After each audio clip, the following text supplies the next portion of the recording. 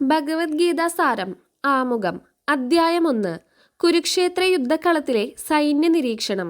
ഇരുഭാഗത്തെയും സൈന്യങ്ങൾ യുദ്ധത്തിനൊരുങ്ങി നിൽക്കെ മഹായോദ്ധാവായ അർജുനൻ തൻ്റെ അടുത്ത ബന്ധുക്കളും ഗുരുക്കന്മാരും സ്നേഹിതന്മാരും രണ്ട് സൈന്യങ്ങളിലുമായി യുദ്ധം ചെയ്യുവാനും തങ്ങളുടെ ജീവൻ ബലി കഴിക്കുവാനും സന്നദ്ധരായി വർത്തിക്കുന്നത് കണ്ടു. ദുഃഖത്തിനും അനുകമ്പയ്ക്കും വശംവദനായി അർജുനൻ അധീരനാവുകയും അദ്ദേഹത്തിൻ്റെ മനസ്സ് പതറുകയും യുദ്ധം ചെയ്യുവാനുള്ള നിശ്ചയം ഉപേക്ഷിക്കുകയും ചെയ്യുന്നു. അദ്ധ്യായം 2 ഗീതാവിഷയ സംഗ്രഹം. അർജുനൻ ശിഷ്യനെന്ന നിലയിൽ കൃഷ്ണനെ അഭയം പ്രാപിക്കുന്നു. കൃഷ്ണൻ നശ്വരമായ ഭൗതിക ശരീരവും ശാശ്വതമായ ആത്മാവും തമ്മിലുള്ള അടിസ്ഥാനപരമായ വ്യത്യാസം വിവരിച്ചുകൊണ്ട് തൻ്റെ ഉപദേശങ്ങൾ ആരംഭിക്കുന്നു. പുനർജന്മമെന്ന പ്രക്രിയയും ഭഗവത് പ്രീതിക്കായുള്ള നിസ്വാർത്ഥ സേവനത്തിൻ്റെ സ്വഭാവവും ആത്മസാക്ഷാത്കാരം നേടിയ ഒരാളിൻ്റെ സവിശേഷതകളും ഭഗവാൻ വിവരിക്കുന്നു. അദ്ധ്യായം 3 കർമ്മയോഗം. ഈ ഭൗതിക ലോകത്തിൽ ഓരോരുത്തർക്കും ഏതെങ്കിലും ചില കർമ്മങ്ങൾ ചെയ്യേണ്ടതുണ്ട്. എന്നാൽ കർമ്മങ്ങൾക്ക് ഒരു വ്യക്തിയെ ഈ ലോകവുമായി ബന്ധിപ്പിക്കുകയോ അതിൽ നിന്ന് വിമോചിപ്പിക്കുകയോ ചെയ്യാനാവും. ഭഗവത് പ്രീതിക്കായി സ്വാർത്ഥമോഹങ്ങൾ കൂടാതെ കർമ്മം ചെയ്യുന്നതുകൊണ്ട് ഒരു വ്യക്തിക്ക് കർമ്മത്തിൻ്റെ നിയമത്തിൽ നിന്ന് മുക്തനാവുകയും തന്നെപ്പറ്റിയും ഭഗവാനെ പറ്റിയുമുള്ള ആധ്യാത്മിക ജ്ഞാനം നേടുകയും ചെയ്യാം. അദ്ധ്യായം 4 അതീന്ദ്രിയ ജ്ഞാനം. ആധ്യാത്മിക ജ്ഞാനം ആത്മാവിനെയും ദൈവത്തെയും അവർ തമ്മിലുള്ള ബന്ധത്തെയും സംബന്ധിച്ച ജ്ഞാനം ശുദ്ധീകരിക്കുന്നതും മോക്ഷം പ്രദാനം ചെയ്യുന്നതുമാണ്. അത്തരം അറിവ് നിസ്വാർത്ഥമായ ഭക്തിയുത കർമ്മത്തിൻ്റെ ഫലമായി ലഭിക്കുന്നതാണ്.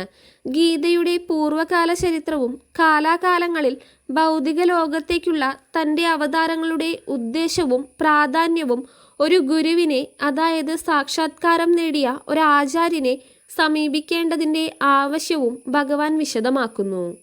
അദ്ധ്യായം 5 കർമ്മയോഗം. പുറമേ എല്ലാ കർമ്മങ്ങളും ചെയ്യുകയും എന്നാൽ അകമേ അവയുടെ ഫലങ്ങളെ ത്യജിക്കുകയും ചെയ്തുകൊണ്ട് പ്രാജ്ഞനായ മനുഷ്യൻ ആധ്യാത്മിക ജ്ഞാനത്തിൻ്റെ അഗ്നിയാൽ ശുദ്ധീകൃതനായി ശാന്തിയും വൈരാഗ്യവും തിതിക്ഷയും ആധ്യാത്മിക ദർശനവും പരമാനന്ദവും നേടുന്നു. അദ്ധ്യായം 6 ധ്യാനയോഗം. അഷ്ടാംഗയോഗം ഒരു യാന്ത്രികമായ ധ്യാനമുറ. മനസ്സിനെയും ഇന്ദ്രിയങ്ങളെയും നിയന്ത്രിക്കുകയും പരമാത്മാവിൽ ശ്രദ്ധ കേന്ദ്രീകരിക്കുകയും ചെയ്യുന്ന പ്രക്രിയയാണ്. ഈ ചര്യ സമാധിയിൽ പരിണമിക്കുന്നു. അദ്ധ്യായം 7 ജ്ഞാനവിജ്ഞാനയോഗം. ഭഗവാൻ കൃഷ്ണൻ പരമതത്വം, അതായത് ഭൗതികവും ആധ്യാത്മികവുമായ എല്ലാത്തിൻ്റെയും പരമകാരണവും പരിപാലകനുമാകുന്നു. മഹാത്മാക്കൾ ഭക്തിപുരസ്സരം അദ്ദേഹത്തെ ശരണം പ്രാപിക്കുന്നു. അതേസമയം ദുർജനങ്ങൾ മറ്റുപാസനാ വിഷയങ്ങളിൽ തങ്ങളുടെ മനസ്സ് വ്യാപരിപ്പിക്കുന്നു. അദ്ധ്യായം 8 പരമപദപ്രാപ്തി. ജീവിതകാലം മുഴുവൻ, വിശേഷിച്ച് മരണവേളയിൽ കൃഷ്ണനെ, ഭഗവാനെ സ്മരിക്കുക വഴി ഒരു വ്യക്തി ഭൗതിക ലോകത്തിനപ്പുറമുള്ള അദ്ദേഹത്തിൻ്റെ പരമധാമത്തിൽ എത്തിച്ചേരുന്നു. അദ്ധ്യായം 9 രാജവിദ്യ രാജഗുഹ്യയോഗം. ഭഗവാൻ കൃഷ്ണൻ പരമദിവ്യോത്തമ പുരുഷനും പരമമായ ആരാധനാപാത്രവുമാണ്. ആധ്യാത്മിക ഭക്തിയുത സേവനം വഴി ആത്മാവ് അദ്ദേഹവുമായി ശാശ്വത ബന്ധത്തിൽ ഏർപ്പെട്ടിരിക്കുന്നു. തൻ്റെ പരിശുദ്ധ ഭക്തി പുനരുജ്ജീവിപ്പിക്കുക വഴി ഒരു വ്യക്തി ആധ്യാത്മിക മണ്ഡലത്തിൽ കൃഷ്ണൻ്റെ സമീപത്ത് മടങ്ങിയെത്തുന്നു. അദ്ധ്യായം 10 വിഭൂതിയോഗം. ഭൗതിക ലോകത്തായാലും ആധ്യാത്മിക ലോകത്തായാലും ശക്തിയും സൗന്ദര്യവും ഉദാത്തതയും പ്രദർശിപ്പിക്കുന്ന എല്ലാ അത്ഭുത പ്രതിഭാസങ്ങളും കൃഷ്ണൻ്റെ ദിവ്യശക്തികളുടെയും വിഭൂതികളുടെയും ഭാഗിക ആവിഷ്കാരങ്ങൾ മാത്രമാണ്. എല്ലാ കാരണങ്ങളുടെയും പരമകാരണമെന്ന നിലയ്ക്കും എല്ലാത്തിൻ്റെയും ആലംബവും സാരാംശവുമെന്ന നിലയ്ക്കും കൃഷ്ണൻ സകല ജീവജാലങ്ങൾക്കും പരമമായ ആരാധനാപാത്രമാണ്. അദ്ധ്യായം 11 വിശ്വരൂപം. ഭഗവാൻ കൃഷ്ണൻ അർജുനന് ദിവ്യദർശനം അരുളുകയും തൻ്റെ വിശ്വരൂപം കാട്ടിക്കൊടുക്കുകയും ചെയ്യുന്നു. അങ്ങനെ അദ്ദേഹം തൻ്റെ ഈശ്വരത്വം അസന്നിഗ്ധമായി സ്ഥാപിക്കുന്നു. തൻ്റെ സർവാംഗസുന്ദരമായ മനുഷ്യരൂപം ഭഗവാന്റെ മൂലരൂപം തന്നെയാണെന്ന് കൃഷ്ണൻ വിശദീകരിക്കുന്നു. പരിശുദ്ധമായ ഭക്തിയുത സേവനം കൊണ്ട് മാത്രമേ ഒരു വ്യക്തിക്ക് ഈ രൂപം ദർശിക്കുവാൻ സാധിക്കുകയുള്ളൂ. അദ്ധ്യായം 12 ഭക്തിയോഗം. ആധ്യാത്മിക അസ്തിത്വങ്ങളുടെയെല്ലാം പരമോന്നത സ്ഥാനമായ കൃഷ്ണനോടുള്ള പരിശുദ്ധ സ്നേഹം കൈവരിക്കുന്നതിനുള്ള ഏറ്റവും ഉത്തമമായ മാർഗം കൃഷ്ണന് സമർപ്പിക്കുന്ന പരിശുദ്ധമായ ഭക്തിയുടെ തന്നെ സേവനമാകുന്നു.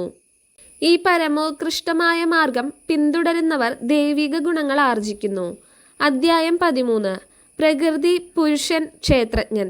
ശരീരവും ജീവാത്മാവും അവയ്ക്ക് രണ്ടിനും മേലെയുള്ള പരമാത്മാവും തമ്മിലുള്ള ഭേദം മനസ്സിലാക്കുന്നവൻ ഈ ഭൗതിക ലോകത്തു നിന്ന് മുക്തി നേടുന്നു. അദ്ധ്യായം 14 ഭൗതിക പ്രകൃതിയുടെ ത്രിഗുണങ്ങൾ. ശരീരസ്ഥങ്ങളായ ആത്മാക്കളെല്ലാം ത്രിഗുണങ്ങളുടെ സ്വാധീനതയിലാണ് വർത്തിക്കുന്നത്. ഈ ഗുണങ്ങൾ എന്താണെന്നും അവ എങ്ങനെ നമ്മുടെ മേൽ പ്രവർത്തിക്കുന്നുവെന്നും ഒരു വ്യക്തിക്ക് അവയെ എങ്ങനെ അതിക്രമിക്കാമെന്നും ആധ്യാത്മിക പദം പ്രാപിച്ച ഒരാളുടെ ലക്ഷണങ്ങൾ എന്തൊക്കെയെന്നും ഭഗവാൻ കൃഷ്ണൻ വിശദീകരിക്കുന്നു.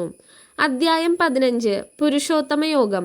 വൈദിക ജ്ഞാനത്തിൻ്റെ പരമലക്ഷ്യം ഭൗതിക ലോകത്തിൻ്റെ ബന്ധനങ്ങളിൽ നിന്ന് മോചനം നേടുകയും കൃഷ്ണ ഭഗവാനെ പരമദിവ്യോത്തമ പുരുഷനായി മനസ്സിലാക്കുകയുമാണ്. കൃഷ്ണന്റെ പരമപുരുഷത്വം മനസ്സിലാക്കുന്നവർ അദ്ദേഹത്തെ ശരണം പ്രാപിക്കുകയും അദ്ദേഹത്തിനായുള്ള ഭക്തിയുത സേവനത്തിൽ വ്യാപൃതനാവുകയും ചെയ്യുന്നു. അദ്ധ്യായം 16 ദേവാസുരഭാവങ്ങൾ. അസുര സ്വഭാവങ്ങളുള്ളവരും ധർമ്മശാസ്ത്ര നിബന്ധനകൾ അനുസരിക്കാതെ തന്നിഷ്ടത്തിനൊത്ത് ജീവിക്കുന്നവരുമായ ആളുകൾ നീചജന്മങ്ങളിലേക്കും സങ്കീർണമായ ഭൗതിക ബന്ധനത്തിലേക്കും പതിക്കുന്നു. എന്നാൽ ദൈവിക ഗുണമുള്ളവരും ധർമ്മശാസ്ത്രങ്ങൾക്ക് വഴങ്ങി നിയന്ത്രിത ജീവിതം നയിക്കുന്നവരും ക്രമേണ ആധ്യാത്മികമായ പരിപൂർണതയെ പ്രാപിക്കുന്നു. അദ്ധ്യായം 17 ശ്രദ്ധാവിഭാഗങ്ങൾ. ത്രിഗുണങ്ങളുമായി ബന്ധപ്പെട്ടതും അവയിൽ നിന്നുരുത്തിരിയുന്നതുമായ 3 തരം വിശ്വാസങ്ങളുണ്ട്. രാജസ് തമോ ഗുണങ്ങളിൽ അധിഷ്ഠിതമായ വിശ്വാസമുള്ളവർ ചെയ്യുന്ന കർമ്മങ്ങൾ നശ്വരങ്ങളായ ഭൗതിക ഫലങ്ങളെ നൽകുന്നുള്ളൂ.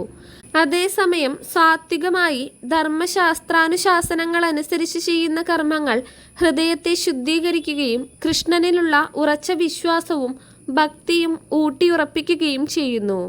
അദ്ധ്യായം 18 സംന്യാസത്തിൻ്റെ പരിപൂർണത. സംന്യാസത്തെക്കുറിച്ചും മനുഷ്യൻ്റെ അവബോധത്തിലും കർമ്മങ്ങളിലുമുള്ള ത്രിഗുണങ്ങളുടെ പ്രഭാവങ്ങളെക്കുറിച്ചും ഭഗവാൻ വിവരിക്കുന്നു. അദ്ദേഹം ബ്രഹ്മസാക്ഷാത്കാരത്തെയും ഭഗവത്ഗീതയുടെ മാഹാത്മ്യത്തെയും ഗീതയുടെ അന്തിമ നിഗമനങ്ങളെ സംബന്ധിച്ചും വിവരിക്കുന്നുണ്ട്. ധർമ്മത്തിൻ്റെ പരമോന്നതമായ മാർഗം ഭഗവാൻ കൃഷ്ണനിൽ നിരപേക്ഷവും നിരുപാധികവും പ്രേമയുതവുമായ ശരണാഗതിയാകുന്നു. അത് ഒരു വ്യക്തിയെ എല്ലാ പാപങ്ങളിൽ നിന്നും മുക്തനാക്കി പൂർണ്ണമായ ഉദ്ബുദ്ധിയിലേക്ക് ആനയിക്കുകയും കൃഷ്ണന്റെ സനാതനമായ ആത്മീയധാമത്തിലേക്ക് മടങ്ങിയെത്തുവാൻ പ്രാപ്തനാക്കുകയും ചെയ്യുന്നു. ഇതാണ് ഗീതാരഹസ്യം.